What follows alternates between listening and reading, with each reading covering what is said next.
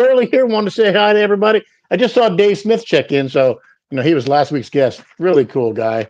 Um, Interesting. Chris and Rick from Chicago. My Goombas from Chicago. Um, who else? We got Diana Boyd's in the house. Got so much coming up. We got some more people signing up. Vance Grady and JB. Oh, let me go to the chat list here. Welcome in, everybody. John Graham, go ahead and click that link again. It delayed you off, so click it again, John. Gonna be so much fun this morning. Oh, all the kisses for Chris. Appreciate you so much. You guys are gonna believe we have the list for people signing up for this. We're now into October. It's so cool. We have some new guests coming on too. That'll be a really good surprise and a nice treat for the Keno Nation folks. And I'll go over the list as we get going here. But thanks everybody for joining in the fun. I'm having so much fun doing these things. It's a blast to meet you guys in person and face to face. Big Pappy, what's going on? Ben Julian, good morning. Welcome in.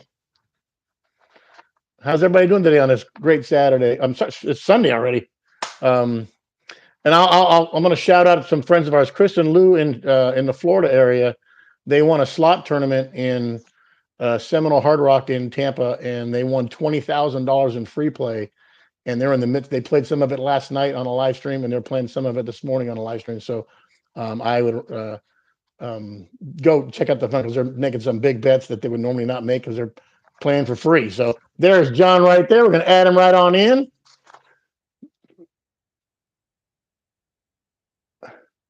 There he is. Hey, what's going on? How you doing there, sir?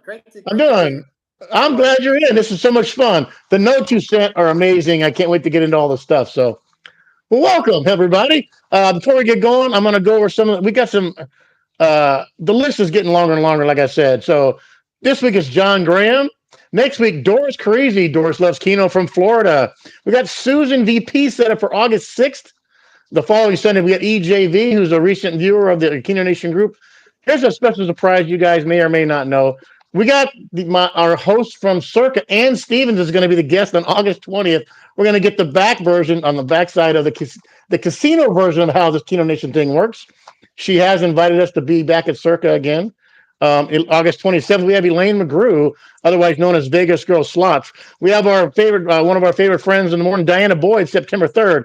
And here's a new guest that you guys are going to have some fun knowing. Rainmaker, Michelle's brother, is going to be a guest in September. That'll be a blast. That guy's hilarious. And we'll get some dirt on Michelle and Brian from the Family View. It'll be kind of fun. And we still have Misty Mitch from the Philippines is going to join. And last $2 from the Michigan area. Simon from the Colorado, now Oregon area. We're into October. So if you want to join in on the fun, please do. It's so much fun getting to tell your story. And I'm going to let you do anything you want to do. We'll set up some notes. But this morning, John Graham from the Buffalo area. How are you, sir? Oh, I'm fantastic. So great to be here today. I appreciate it. Looking forward to the conversation. And I can't wait. Yeah, I want to say before we even start, many thanks to you for taking the time to interview all the subscribers. I think, I don't know if it's been said enough, Bubba, but you've been fantastic. Watching all the interviews, learning about the different guests, it's been special. So I'm looking forward to sharing a little bit of my story today. Well, I've been saying the whole time, and I mean it 100%. It's all of us who do this, and we do it for fun, and we're trying to do a little side hustle thing. It's a slow process, trust me. There's not a lot of money being made enough, but my fun, and it never ceased to end. Keno Nation is become from 5 people to 10 people to now Brian's got 5,000 subscribers that show up almost every weekend for those guys, and meeting you guys at these Keno Nation events. We had 100 last time. We're now pushing for 125. For you guys to fly in from all over the country to hang out for 2 or 3 days and just goof off together, nothing beats it, And this is just a way for you and I to talk, or me and Doris to talk, or me and Dave last week to talk. I would have never met you in my life if it wasn't for this forum. You know what I'm saying? How cool is that? 100%. You brought the nation together in a different way, right? Oh gosh, that's awesome. I'm humbled. You're the creator. You and Brian and Michelle, of course, and others. Yeah. It's been fantastic. I'm looking forward to this conversation. For Oh, sure. I can't wait. So let's just jump. Let's say some quick hellos. Renee's in the house. Doris, Chris Thompson from Chicago. We got who else? Did I miss anybody? I saw they're still coming in. Salat mates. Oh my God, from Northern California. Big Poppy. All right, Vin Julian. Okay, let's get going. John, tell us about growing up in Buffalo, New York. Hey, what better place to grow up than Buffalo, New York? So What gave it away, folks? You got the Bill signs in the background there. What Yeah. gave it away? I'm repping my Bill sign. I'm repping my James Spitzer cat. Oh my gosh, Little swag here. Look at that. that's awesome. Yeah. So I grew up. We were born and raised in Buffalo. My whole family lives here in Buffalo. There's three things that are known about Buffalo: the weather, of course, the Buffalo Bills, and chicken wings, which we'll talk about in a little bit. You guys have no idea. I have a bucket list thing you may or may not know about. John and I are going to go deep into that. Yeah, for sure. So, like I said, I just live in a suburb right outside of Buffalo.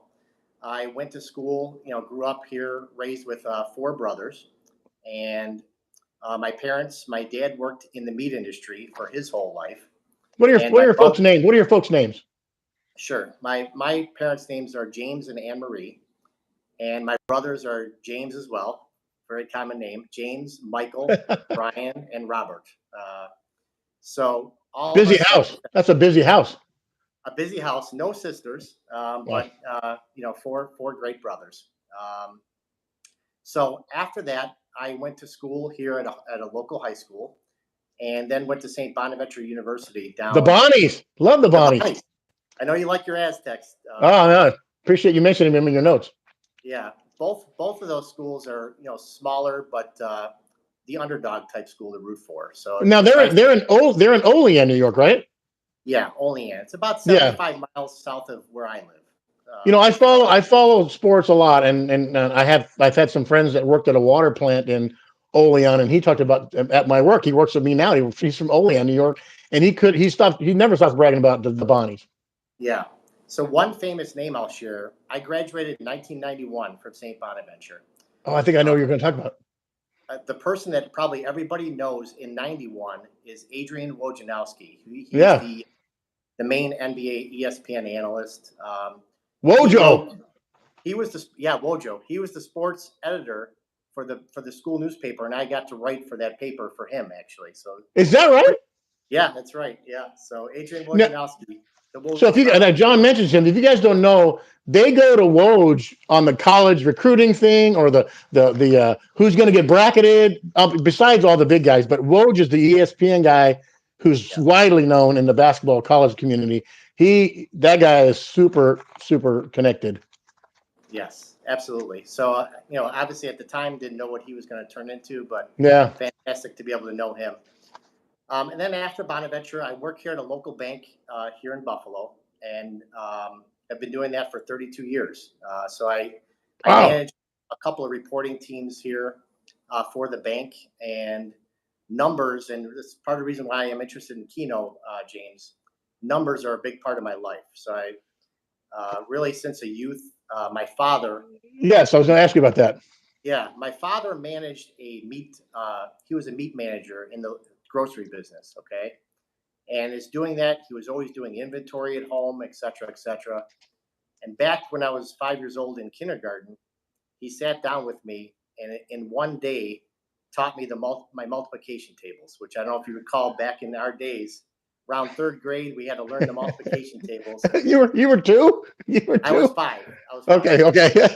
Kindergarten. But it was pretty cool because after that, really that centered my life with my career, what I wanted to focus on. And of course, Keno Nation has a lot to do with numbers.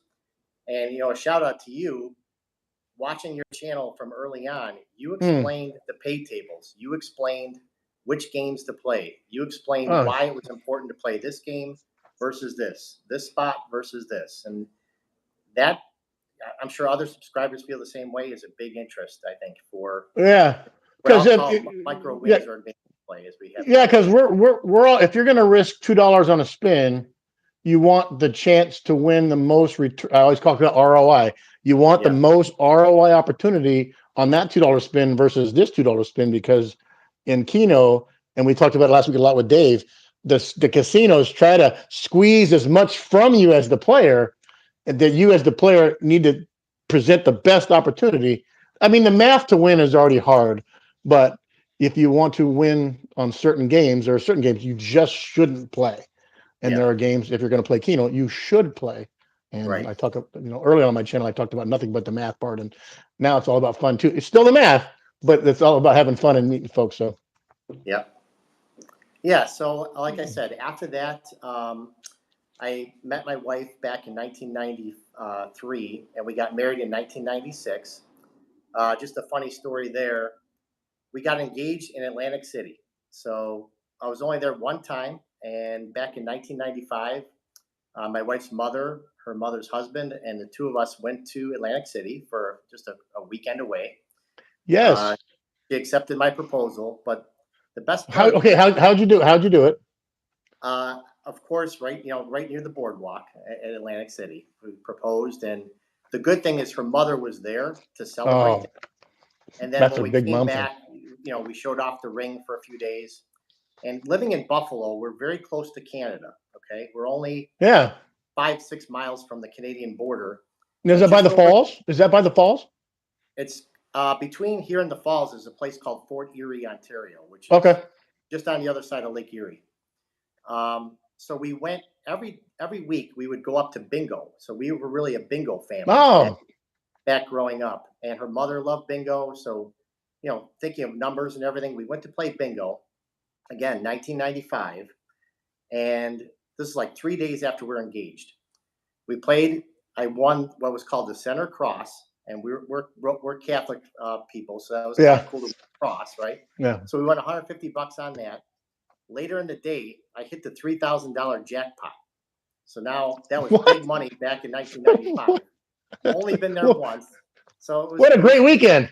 Right? And then the other thing is we played the daily number, James. So we would pick three-digit numbers out of a hat, and there's a 3-digit lottery, New York State lottery game here in New York Oh State. my gosh. played that That's every old day. school. Yeah, so we played $3 a day, and we hit that too. So for the day, Unbelievable. we won $3,630, and that was probably one of my biggest winnings ever. Got your ring money back. It helped pay for the wedding, right? So Exactly. It was great. So, And your future mother-in-law going, honey, you married a lucky guy here. yeah, it was. I'll tell you, I was pretty excited back then. So then we've been married 26 years. And What's your lovely wife's name? Debbie. Debbie. Debbie. Yes. And like my wife, she's a teacher. And she's a teacher. Yes. So shout out to Ellen right now, and Yeah. all the work that they do for teaching, obviously. Oh, What still to this day underappreciated. Yeah. What does Ellen teach, James? I don't know if Ellen taught. She just retired. She taught K1 for 28 of her 31 years, and then she did 3 years as a second grader in the middle there. But she loved the K1 kids. She liked making instant impacts on kids who come in with a blank slate of knowledge, and you can see growth in kids. She loved knowing at the end of the year that these kids came in with almost nothing, other than whatever. Some parents are good at homeschooling, some guys are not. So you see a kid that come in, and she has a lot of ESL kids, so a lot of Spanish-speaking kids in her area. They came in with zero English and then walking out passing their K1 tests. I remember back in kindergarten, you may remember, it was finger painting and rest and sleeping on the towel and throwing the ball around. Now they're graded and tested before they get out. Yeah. It's the rigors have really increased. Yeah. And similar to your wife, my wife's been involved, about 30 years teaching on and off, and she teaches like in the fifth grade, now fourth grade levels. Couple years older, but yeah, they're still at that good age where you can really mold the kids before they absolutely. Yep. So yeah, shout out to Ellen. Think about teachers too, and there's another thing is, I'll just say we rent our kids to teacher, and we send our one child or our two child, whatever, to a person who now has all of our children captivated for 5, 6, 7 hours a day. I mean, we don't even want to do that as adults, let alone. No. That's right. They spend more time at school than they do at home. Yes, and it's all quality time, right? Yeah. Forming relationships and how to deal with people and figuring things out, and that we as adults have kind of lost our way in these day and ages. That kids have figured out they do it every day, and we can't figure it out now as adults. So, um, Yeah. another shout out to teachers who manage conflict and do fun stuff and instruct and get them home to the day, and they walk in the same. They come walk and they walk out healthy and happy. And um, teachers to this day, I'll never stop advocating for teachers because the most underpaid, underappreciated, most needed at the same time vocation in this country. So Yeah. So yeah, yeah, so then like again, after we're married, working and so on, we have two kids. yeah. My oldest is my son Patrick. He's 25, going on 26, and my daughter's 21. My son also went to St. Bonaventure, so he's a Bonnie too. Nice. Uh, Did he just get engaged too? and he just got engaged. Yeah, thanks That's for shout out. Yeah, so he's that's congratulations. yep, 2 weeks ago to the Oh end my of the gosh. he got engaged. So they're looking to get married in 2025 in Okay. April. And then my daughter is 3 years into college. She's studying also to be a teacher, following in her mother's footsteps. So it's cool. My What's your son's daughter's working at name? a small marketing firm, doing very well. And we're just lucky that they're both in the Buffalo area and looking to advance their careers. So Well, yeah, Pat. What's your daughter's name? Shannon, Patrick and Shannon. Shannon. Go teaching, Shannon. Do your thing. Yeah, for sure. So now you said something, and I want to get into this a little bit. But Sure. as you were growing up in the Buffalo, which these wide swings of weather or snow and dry and heat, and I don't even know because I have never been. We were at the Baseball Hall of Fame one day, drove in the middle of summer, and it was like, oh my god, because this is the Baseball Hall of Fame in Cooperstown is in the middle of nowhere. Right. And I went one time. I'll never go again because the travel to that place was so hard. Um, but but with all the things I just talked about, you have a fascination with weather. Yes, that again, being in Buffalo, back I'll take you back to 1976, Okay. James, for a minute. 1976, 77, 78, 79. Our family went on a family vacation to Boston, Massachusetts. Okay. That was our trip once a year. My four brothers, my mom and dad, we go down there.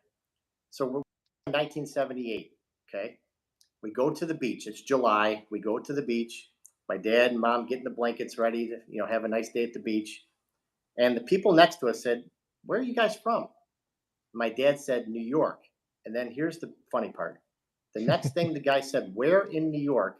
As soon as my dad said Buffalo, this guy went, "Buffalo?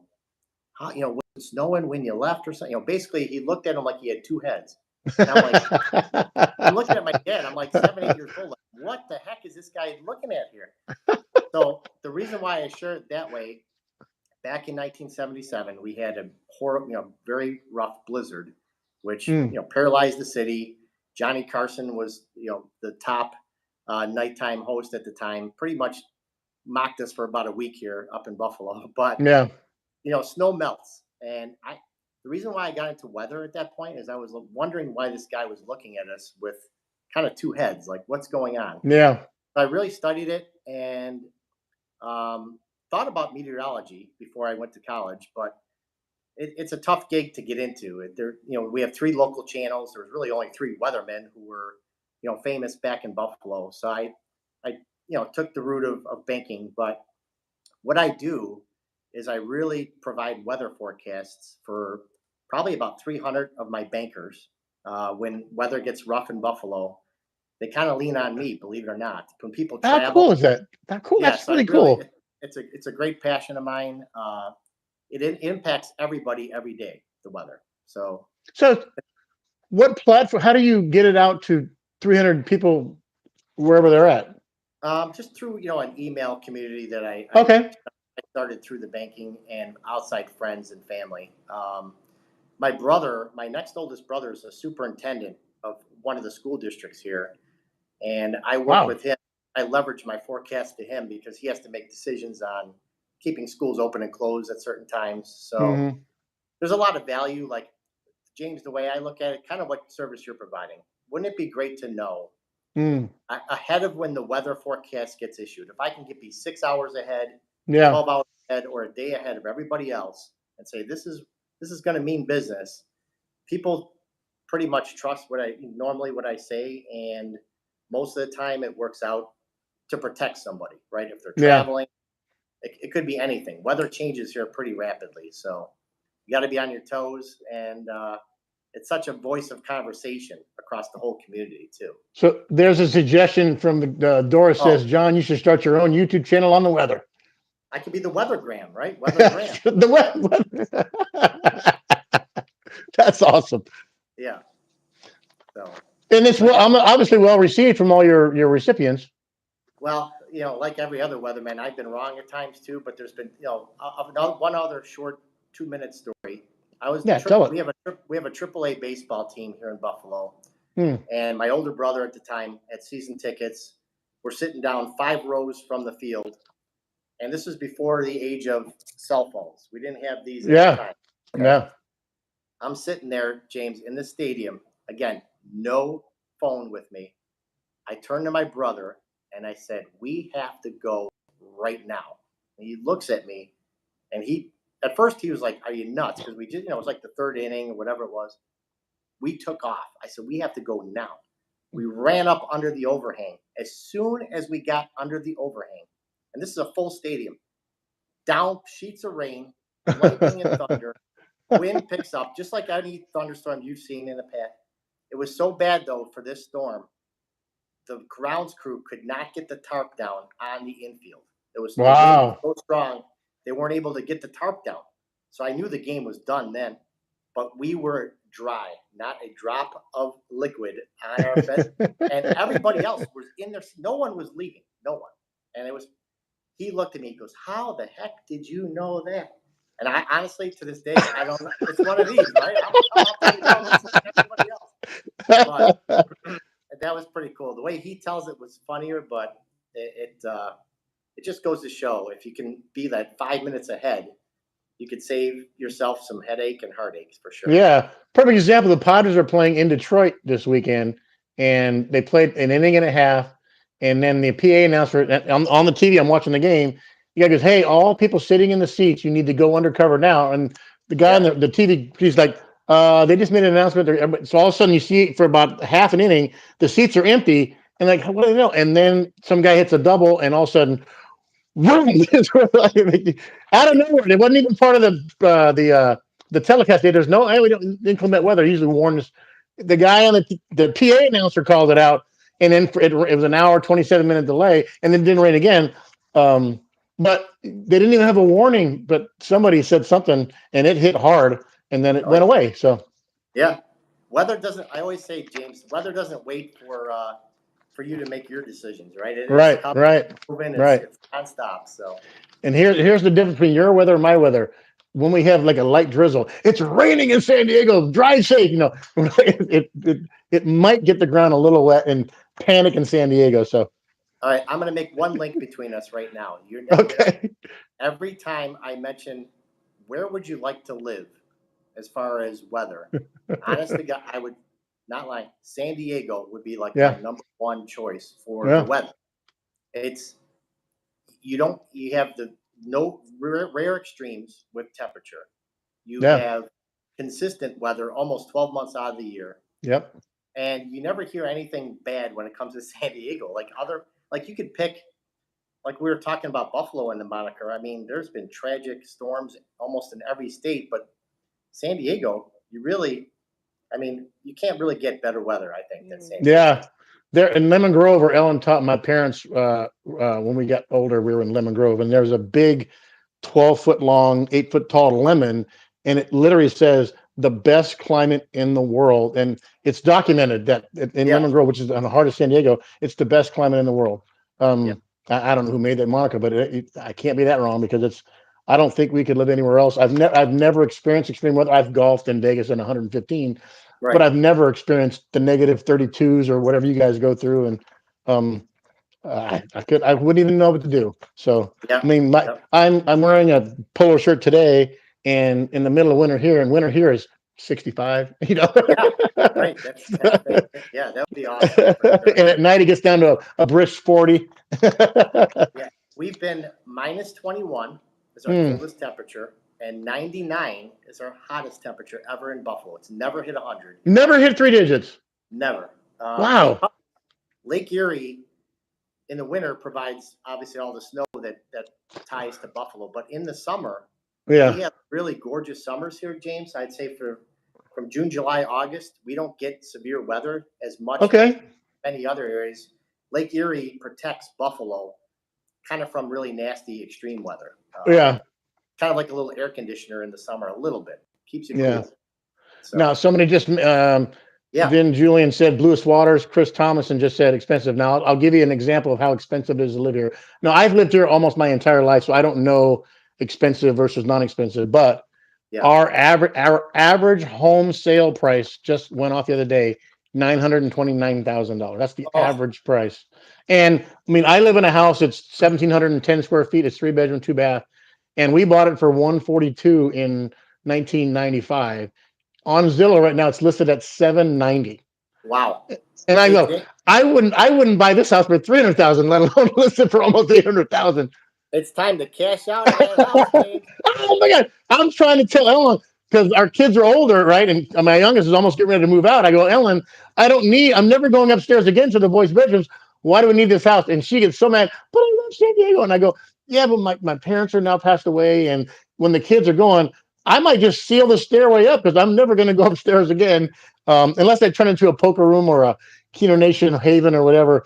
But to leave San Diego, and I mean, we bought, our mortgage isn't that bad because we refinanced at the best at 2.25, and now it's 7% or whatever the ridiculous number is. So to leave, it's probably not the smartest thing, at least right now. But we're over 500,000 to the good right now. Yeah. I'm like, oh, I can retire tomorrow. A lot of Keno spins, James. Oh my God. So before we get into the Buffalo sports, we got to talk about, there's a bucket listing, and I sent John a picture the other day. There's a guy named Cern. What's his first? Fred Surma? No, it's Drew Cerza. Drew Cerza. He's been on Food Network. He's been on a couple shows. He's had a couple of things on news broadcasts. If you guys don't know, Labor Day weekend in Buffalo, New York, there's a thing called, and I've been telling Ellis about this for like 20 years. Now that I'm getting closer, we won't go this year, but we're 100% locked in. We're going next year. It's the Buffalo Chicken Wing Festival. Let's go. I'm coming. So I emailed they have a webpage and everything. And the founder of the event emailed me back on Thursday, said, James, I'm going to give you a hotel rate at the Hyatt, blah, blah, blah, blah, blah. You're going to have a blast. And so I sent the picture to John. We're coming. We're coming. Have you been? Oh, yeah, I have been. It's fantastic. They have chicken wing contests. They have vendors from all over the country that come up to Buffalo, present their wings. The Buffalo wings still are I think they're very good just by themselves, but you get such flavor, James. They have music, entertainment. Oh my God, I'm salivating right now. It's, quite honest, there's so many good chicken wing places here. There really are.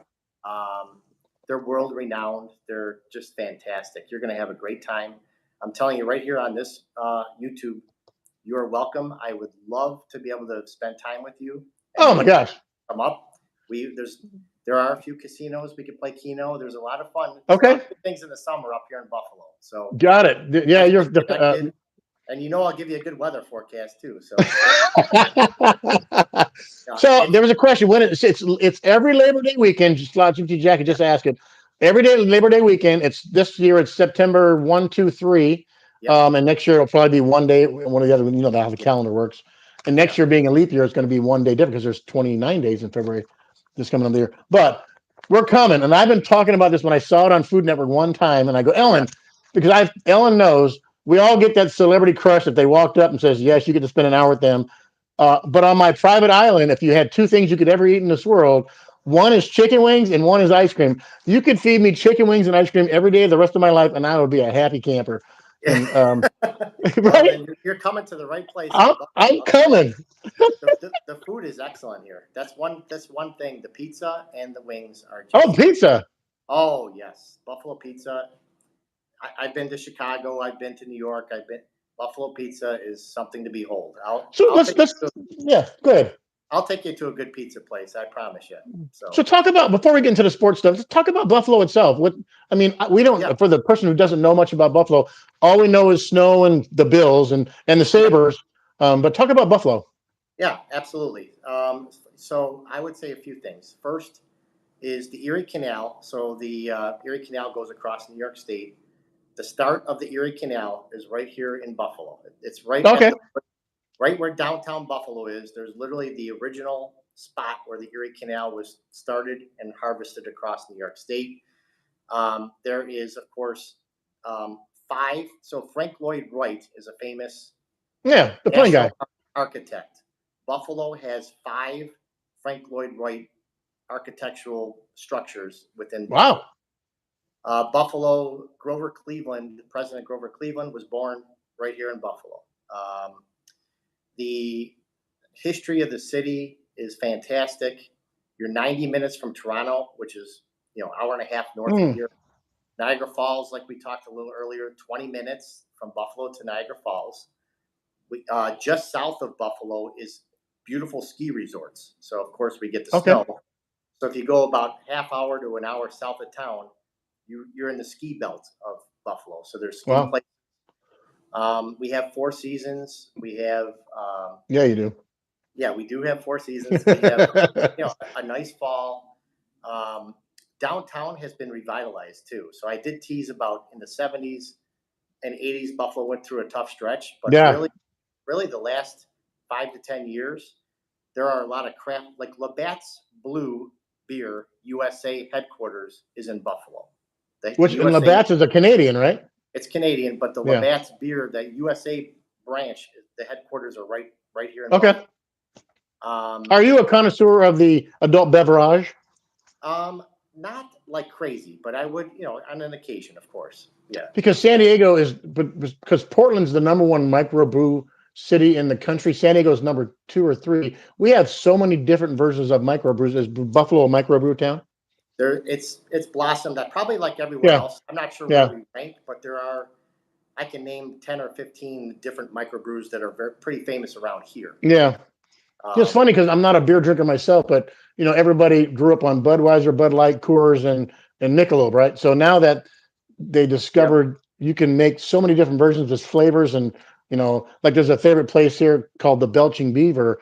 They're famous for peanut butter ale, Wow. and I'm a peanut butter aficionado, and it's a very dark molassy kind of, and Like and I Guinness. tried it. Could not taste it. It was awful. I'm not a big drinker, so all those No. 'cause we were in Germany and they liked I was just there and they have everything there is room temperature and it's all dark and very thick and rich and very bitter, and I'm not a bitter guy. So get me a I'm not ashamed to say it, get me a fruity drink Oh and yeah. I'll be I'm with happy. you. I'm with you. Yeah, I'm with Don't you. make fun. I'm a big guy. Don't make fun of me, but I'll drink fruity drinks all day long. Yeah. Other things about Buffalo, like I said, there's nice waterways. We have Buffalo was here's one fact. Buffalo was designed like Chicago.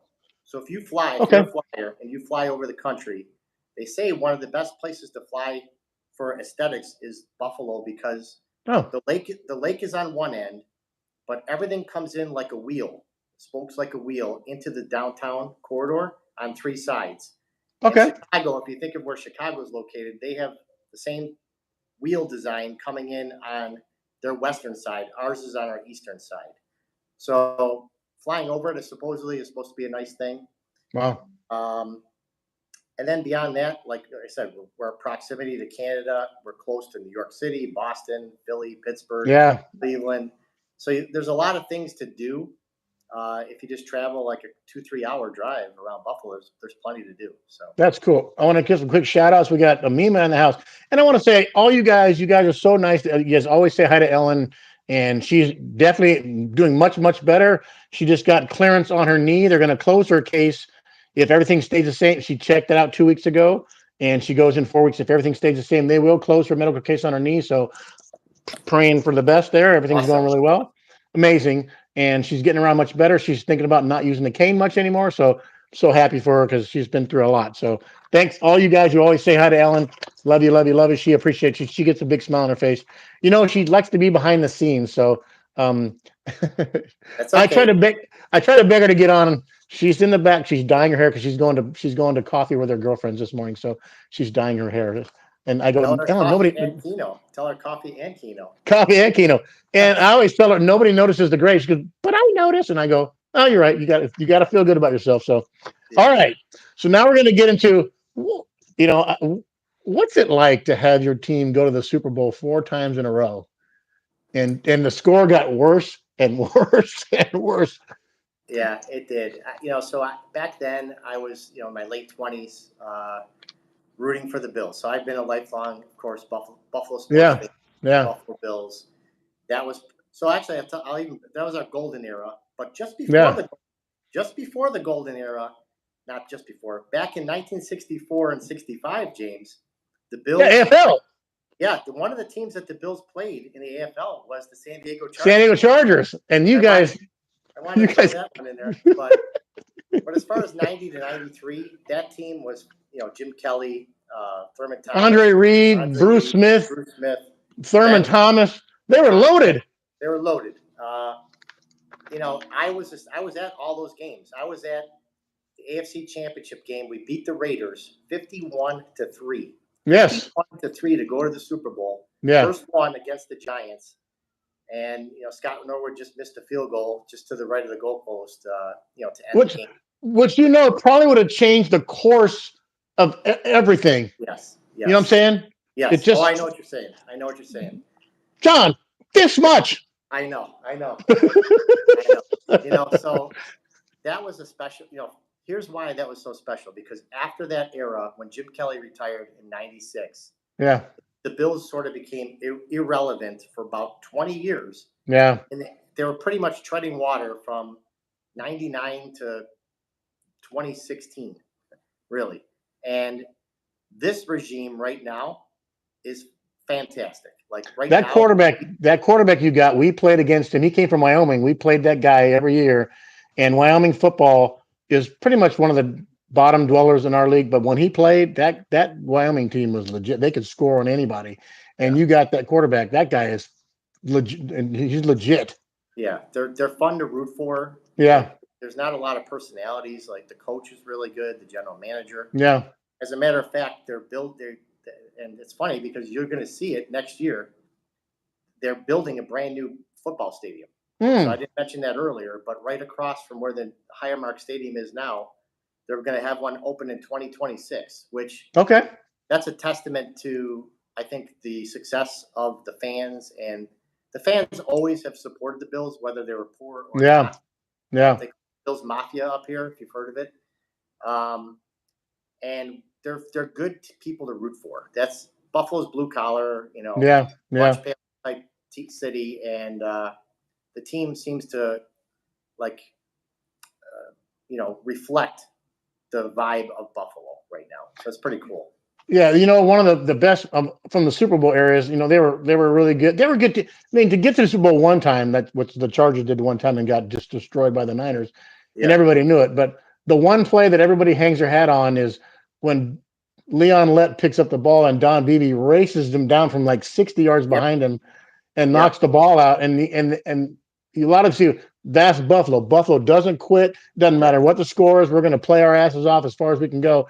And Don Beebe, I know, is probably a hero in your town. Yes, he is. He even started a foundation around, not giving up, I believe, after that. So there's Steve Tasker, who was a special teams agent. Yes. He lives in Buffalo. Jim Kelly came from the USFL, as everybody knows, and Houston Gamblers. At first, he did not want to come to Buffalo, but he lives here to this day. He's beaten cancer. He's about as resilient as they come. He's got four brothers, the Kelly family. He's overcome a lot in his life. Incredible. So Thurman Thomas also lives here in Buffalo. These are people that had nothing to do with Buffalo, and they made their home, and they've given a lot back to Buffalo because of their, what they did here for the Bills. So those are probably the three biggest. Andre Reed, Bruce Smith comes to visit Buffalo, so it's pretty cool. That your defense back, but not Sally. What was the linebacker's name? Was it Sally? No. Well, we had Daryl Talley. Talley. Yeah. That guy was a flat out great base football player. Yeah, he should be in the Hall of Fame himself, I think. Yeah. And Bruce Smith is putting up sack numbers like nobody could do. Nobody could play like him. And it just if you like I said, if you take away the 2 foot wide right Yeah. away, you probably don't lose 4 Super Bowls. You probably No. win at least 2 or 3 of those, because it Yep. just changes that whole mental. And Yep. football's a lot of mental game. Lynn Baraka says she's still a diehard Chargers fan. I was for a long time. I had season tickets for 17 years, and then when Nate Kading, who led the league with 98% field goals the one year, goes 1 for 5 in the playoff game, and we lose 17-14. And I gave up my seats. I go, I'm so sick of putting money in this team, and I did, and I didn't renew my seats. Here's how great Ellen is. Ellen renews my seats behind my back, and all of a sudden they come to me. I'm like, "What's this?" And they go, I know you wanted to go. I go. So what happens the next year? He does it again. They go, well, he goes 1 for 5, and we always call it the Marlon McCree worst. I've never seen a more selfish play in my life. We're beating the Patriots in the AFC Championship to go to the Super Bowl. We're up by 8 points with 4 minutes to go, and it's fourth and like 18, and he intercepts the ball. We're like, first of all, knock it down, knock it down, knock it down. He picks it off, and what did you do? He starts to run around, and they fumble, and they go down to score, and I'm like going, we're in the Oh, just frustrating. So yeah. we call it the Marlon McCree game because you have a chance to beat Brady, who ends up going on the Super Bowl and winning the Super Bowl. Like, anyway. Yeah. I don't like Lynn Bragg says, I don't cheer for the Super Bowl, the Chargers anymore. I don't boo them. I just don't have a thought because they decided to leave. And it was, if you guys don't know, it was a city thing. So the Chargers, when they went to Super Bowl in '94, the mayor, this is a crazy story. Mayor Golding at the time made a deal with the Chargers. We're going to guarantee sellouts because the Chargers are the fixture of the city, blah, blah, blah. We're going to guarantee sellouts. So the stadium holds 65,000.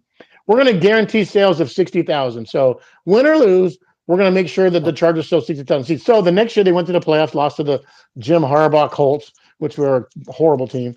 And then the next year they didn't make the playoffs. And then the next year they drafted Ryan Leaf.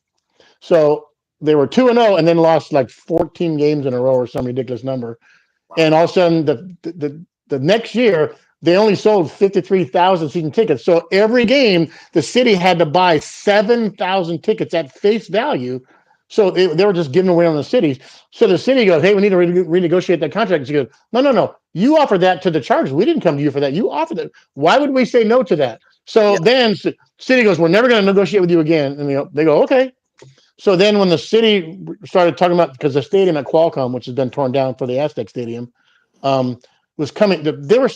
This is how old the stadium was. In the upstairs bathrooms, they still had the troughs where the guys stood side by side in a big long, these things, the long sinks. This was 2022, and they still had the troughs in the upper. Oh my God! Talk about really, So that's how bad that place was. So the Chargers wouldn't negotiate with the city. The city would. So then behind the scenes, the Spanos family made a deal with LA and didn't tell nobody. Oh, we're in good faith. We're going to work this out with the city. The whole time he had signed with LA already with the Rams to share the stadium in Inglewood. And when it finally came out in the news, this town revolted.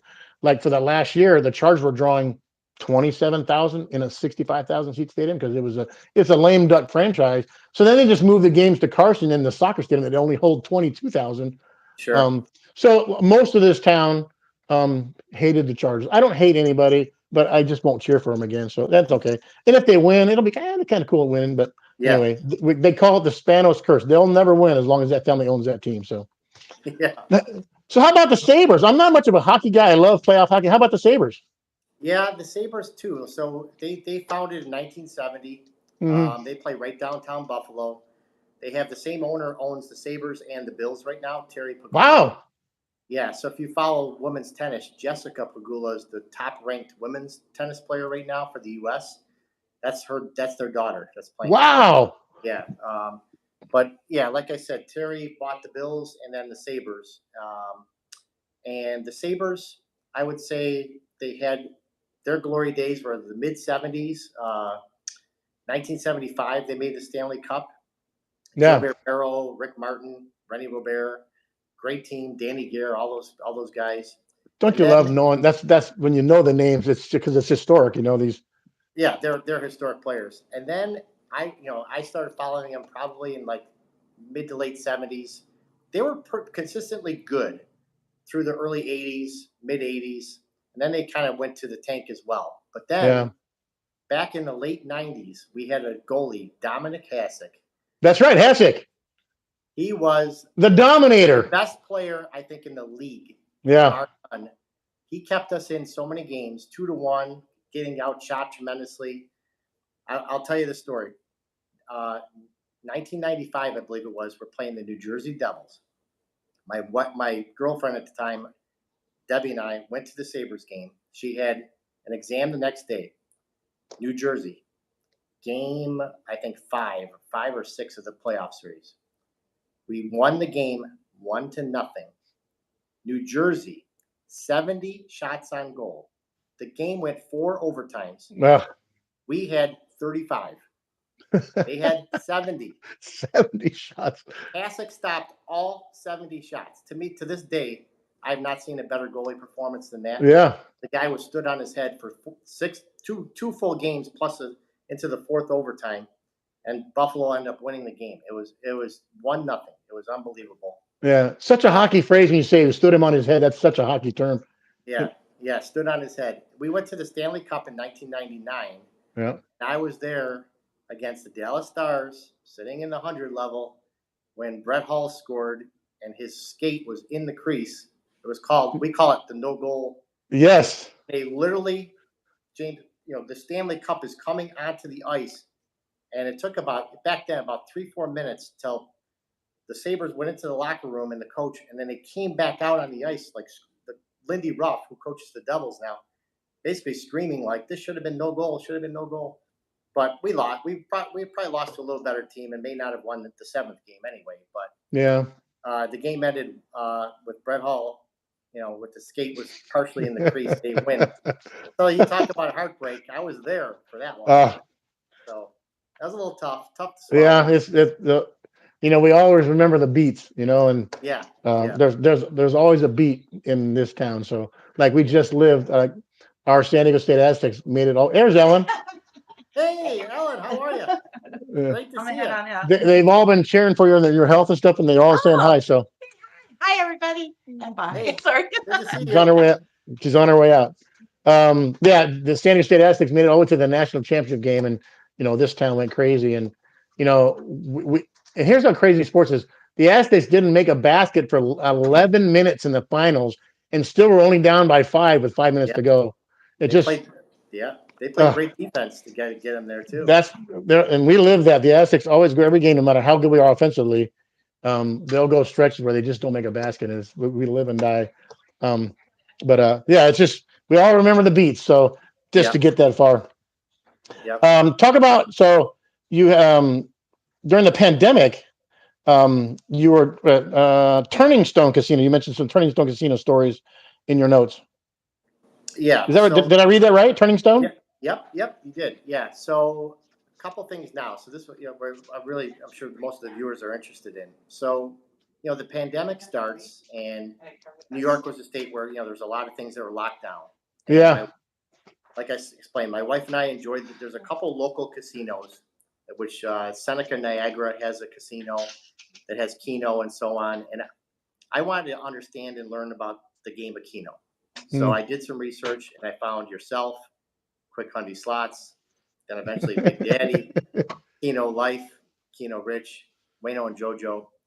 And you guys really changed and gave us entertainment and continued to give thanks. For these 3 years. So once a month, my wife and I would travel. It's about 3 hours on the way to Cooperstown from Buffalo, but before that, there's a casino called Turning Stone. They have championship golf there in the past. It's a beautiful place, and we would go play some slots, play the bingo, because they have the 3rd best United States bingo at Turning Stone. But they also have Keno. I didn't even know they could do that. They also have Keno. And during some of those trips, James, I want to hold this up. This is my note. This is so cool. 3 years ago. Oh my gosh. Oh yeah. This is Stacy Sample and Chris and Rick. Do you guys all do this? Look at this. Big Daddy Keno's number. It's in tatters. On note cards. Now, why I'm showing you, I'm not lying. These have been written. They're 4 years old. I put them in my wallet. I would go to the casino and play those patterns. I'm sitting there. One of the trips I'm playing, I put Big Daddy's pattern in, and it takes me 9 times as long as Big Daddy. Now he zooms. Right. You're the same as me. Yeah. And one of the first trips we went, and this was a lot for me. I won $2,722 playing quarters on Big Daddy's pattern. Boom, 5 spins in, it hits. I'm like kid in a candy store, so excited. That's awesome. The point to the story is, I'm at some of these machines in Buffalo. I go to open the pattern and I see the bread and butter. I see Big Daddy's 5-spot. I see your bell pattern. I see, you guys created, here's what I would say. You have created a Keno language. Isn't that something? When I go to play Keno, I'm going to be very serious. I am sitting there saying, the 5-5 spot, the bread and butter. Yeah. Your crown pattern or the the bell, bar back, the turtle. I played Wayno Jodo's turtle early on. You have a language that never existed. It didn't exist, and there's many more things I could mention, but they now drip into my language. One of the things I say when I'm on meetings at work at the end, peace, love, and luck. We know who says that. That's right. That's right. And people laugh, and they don't know what I'm talking about. it means something to Keno Nation. It means something to Keno Nation. And I've been fortunate enough to support your channel, but the other channels. And one of the best things about this is you respond back with authenticity, and you're genuine with your responses. So we make suggestions. Like I was fortunate enough to play when Quick Hundy had the March Madness tournament. We're talking about the Aztecs and I enjoyed that. That was entertainment. We had the 12 streams of Christmas. You have this interviews where we're learning about all the subscribers. Yeah. All this is something that just didn't exist. It's taking on a new life, and I think it's only going to continue to grow. So it's so humbling, just I appreciate you so much, and we're getting so much of that support from people like yourself, and because I'm all about, I love everybody, and we all have, and I talk about it, and I've been interviewed on some other channels, and every one of us, from the guy who has $1 to the guy who needs $1, we all have value in whatever we do, and we all have a story to tell, and I love meeting people. I mean, when you sit next to somebody and I say hi, I cheer for everybody sitting. I don't know who you are from a hole in the ground. And when we're talking about casinos, I want everybody in there to win because they are doing their damnedest to beat us out of our empty wallets and empty purses. So if anybody wins $5, hey, nice. Ellen's the same way. And I don't know if your wife is a gambler, but when Ellen and I told the story a few times, Ellen despised gambling. So when she would lose $20, she'd be so upset. And I think she plays more than I do now. Well, yeah, like you say, to me, like our philosophy. So my wife and I are the ones that go. We go with a limited budget. Yeah. And we, what I try to do is get micro wins, like small wins, and try to walk out of there with a little more maybe than you had, or at least close to break even. And that's a big day.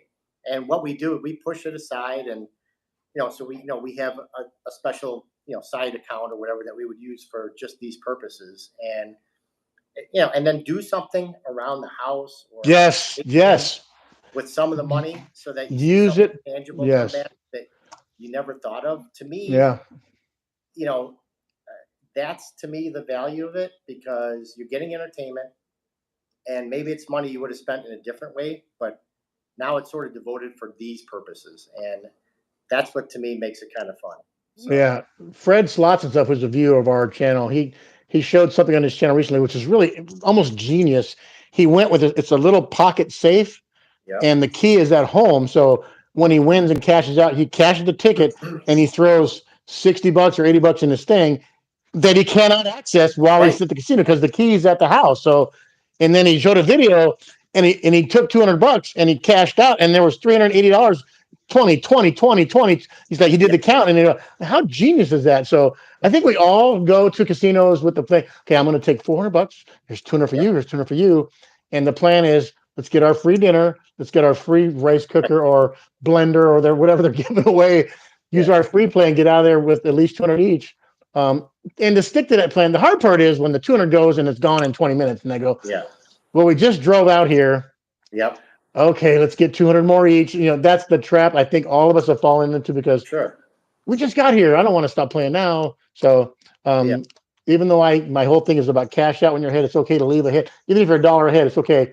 I still fall into that trap because Sure, I do too. yeah, man. But go Yeah. ahead. But the people thing is, it's we're all on the same team here. We all have value every day, from the richest guy in the world to the guy who's not, was well off. We all have a story to tell. We all have value, and every day we all get up every day with the plan to do something productive and go to bed and rest and then do it again the next day. So, I mean, and I'll never waver from that. I'm not even trying to get political, but I think we've lost our way in that regard about people in the last few years. And we need to get back to that. And you said it, and I'll say it every day is I'm so fortunate to have met you on this thing today. I can't wait to come see you in Buffalo. I can't wait either. Oh my gosh. September next year, I'm coming. We're going to have a great time. I promise. Yes, we will. What about you talk about John, like, so you were talking about when you first started, you're a numbers guy. Yeah. And do you think it stems from just your dad dropping multiplication tables right at the bat? Because you're a numbers, you're a banker, but you're a Keno guy. Do you do a math thing? Because in the job I have now, it's very chemistry related, about water chemistry and animal life support and stuff like that. And it's just come second nature to me. But do you think when you're in your banking, what's your role in the bank?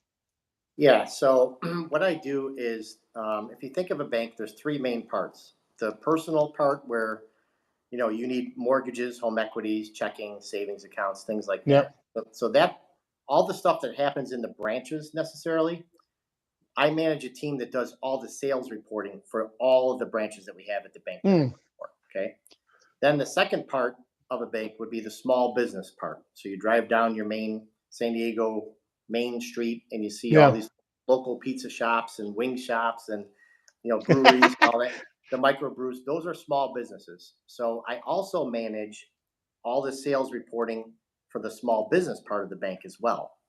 And then there's a third part, the commercial, the large businesses. I don't do anything with that. But the first two represents maybe 2/3 of all the sales for the bank. So every week, when you talk about numbers, we're putting out reporting for a couple thousand salespeople, and we have to make sure numbers are correct.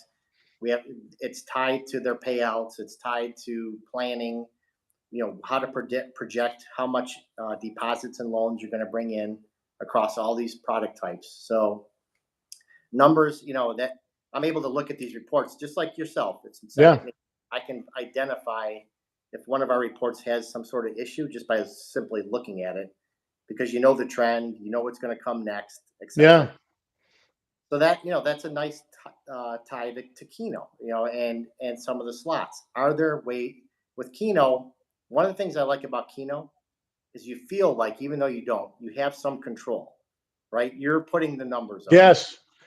Yes. You make the decisions. Are you playing a 5 spot, a 6 spot, a 7 spot? Yeah. When Quick Hundi put out there recently, James, I've been trying the 3 spots on Power Keno and Caveman Keno. And I've been fortunate enough, to get where he says, you're printing money from the ATM. Well, I'm a banker, right? So it appealed to me.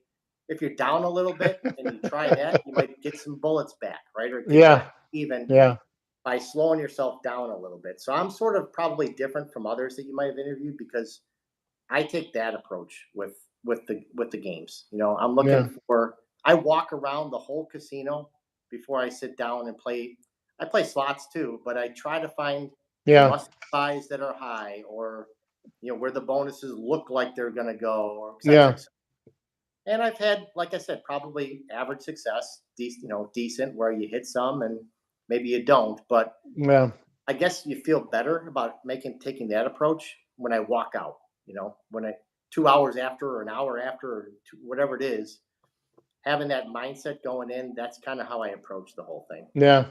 I think what you just said is a lot of us, I'm a diehard Keno guy. And there's times when it goes hours, I'm like, I need nothing. So I'll go play out. I'll walk the floor and look at all the lightning links and the dollar storms because everybody wants those balls to hit. But I won't play a machine that just had hit a major, even though they say it doesn't mean anything.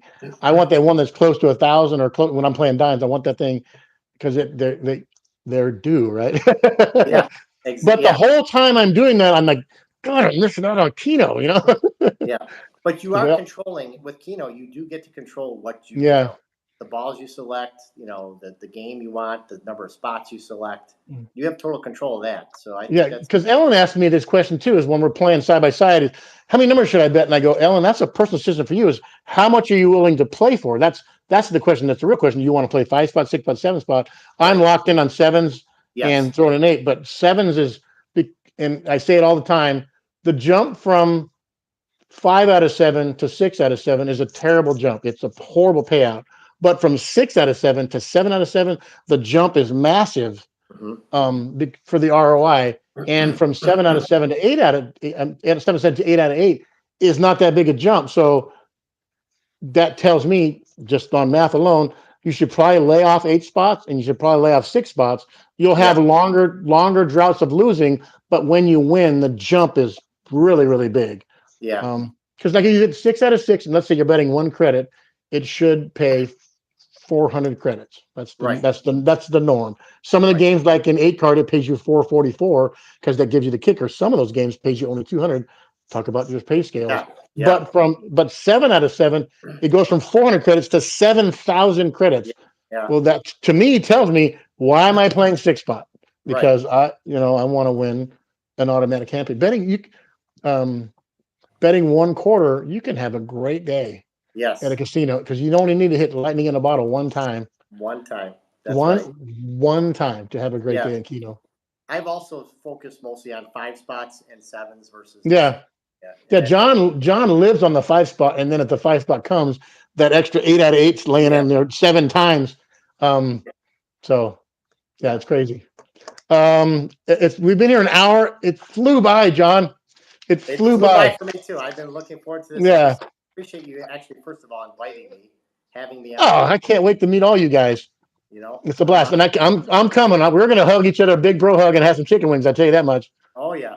As a reminder, folks, on July 30th next week, Doris is the guest. Doris Carisi, followed by Susan VP, huge supporters of all the channels, followed by EJV, a recent viewer of the Keno Nation group, and I got Circa casino host Ann Stevens, who's been our host at the Palms.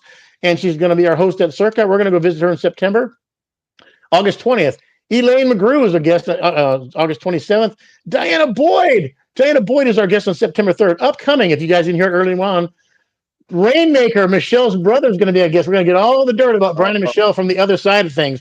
Rainmaker is going to be a guest coming up in September. Misty Mitch from Philippines is still set up to come. The communication gap's a little different because they're 15 hours from my time. So to line them up is a little difficult, but we're going to make it work. Last $2 from the Michigan area. And Simon from It's a Slot Machine, she wants to be on. So we're already into October with our schedule.